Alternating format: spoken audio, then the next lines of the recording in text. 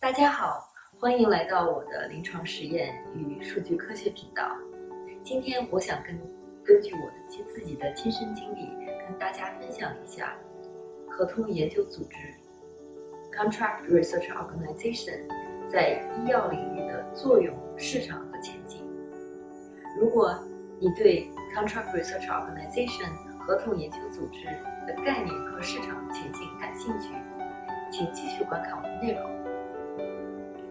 合同研究组织 CRO 服务提供商帮助生命科学公司降低开发和推出新型医疗药物及医疗设备的成本，其服务设计为医药技术、制药和医疗设备公司提供临床实验服务 （preclinical）、数据收集服务 （data collection）、临床服务 （clinical service） 等。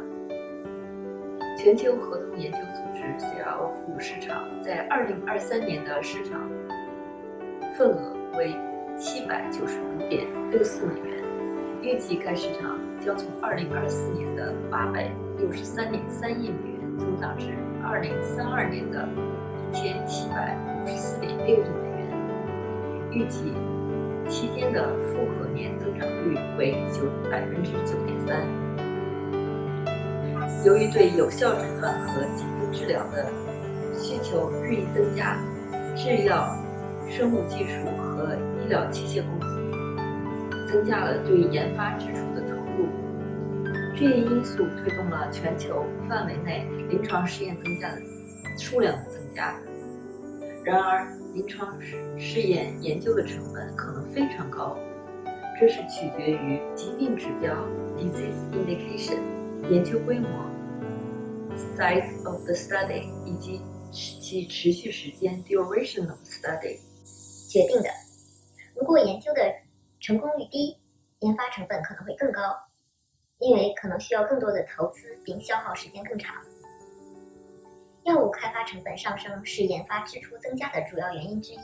因此，许多生物技术和制药行业将其研发需求外包给合同研究组织 CRO 服务提供商。例如2023年3月 ，ICON 与 Leo Pharma 合作进行临床实验，以开发用于皮肤病学指标的新型有效药物。接下来我们来了解一下 CRO 市场的划分类型。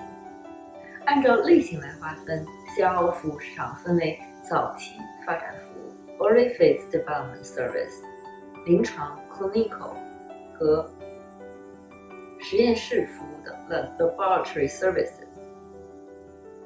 早期发展服务进一步包括化学、制造和控制 Chemistry Manufacturing and Control、 临床前服务 Preclinical 和医药发现 Discovery。 我右手边出现的是2023年早期发展服务根据类型划分的市场份额比例。同样，临床部分可以进一步分类为第一阶段 Phase 1、第二阶段 Phase 2、第三阶段 Phase 3和第四阶段 Phase 4。如果您对临床实验部分感兴趣，可以观看我的另外一个视频，标题为“细说临床实验”。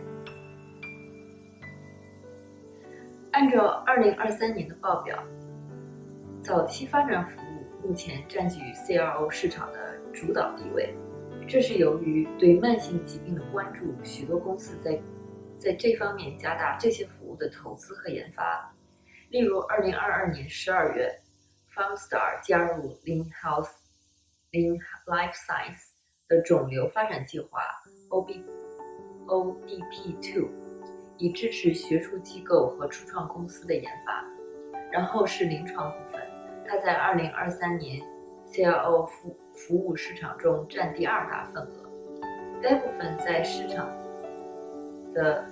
中的增加归因于小型和中型制药及生物技术公司的出现。这些公司专注于开发新的治疗方法，用以提高疾病治疗。根据疾病医疗应用来划分 CRO 的市场可分为肿瘤学、神经学、心脏学、传染学、代谢疾病和肾脏疾病学等。2023年肿瘤学部分占了主导市场。此外，由于神经系统疾病，例如阿尔茨海默症、痴呆等疾病率的发生逐年增加，预计神经学部分将以显著的复合年增长率增长。接下来我们了解一下地区的影响。到目前为止，北美的合同研究组织服务市场在全球市场中占领先地位，其次是欧洲，也是全球市场的第2大地区。目前亚太地区市场份额处于第3位，但是由于资源成本低、研发活动的增加和外包趋势的增长，亚太地区市场预计将以全世界最快的复合年增长率增长。根据世界卫生组织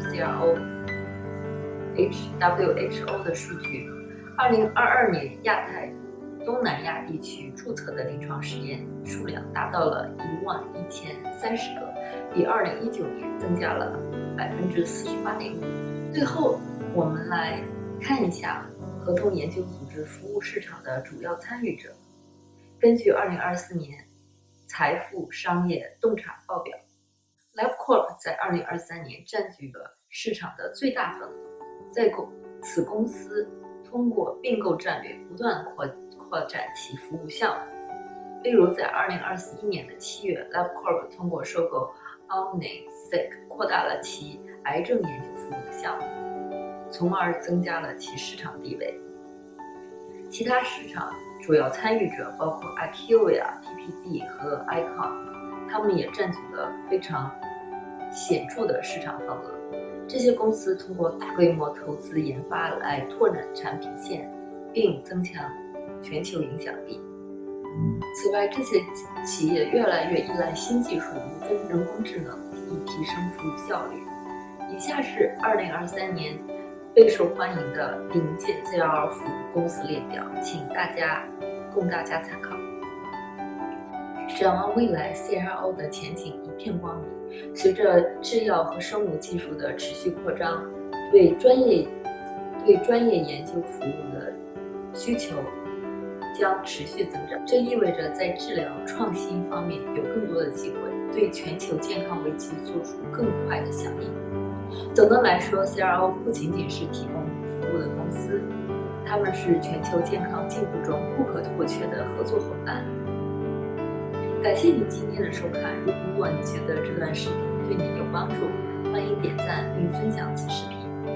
在下次的视频中，我们将讨论大型 CRO 公司如何通过技术创新和优化策略来提高他们的临床实验研究。如果你对生命科学技术和临床实验感兴趣的话，请继续关注我的内容，不要错过我们的下一期视频。我们下期再见，拜拜。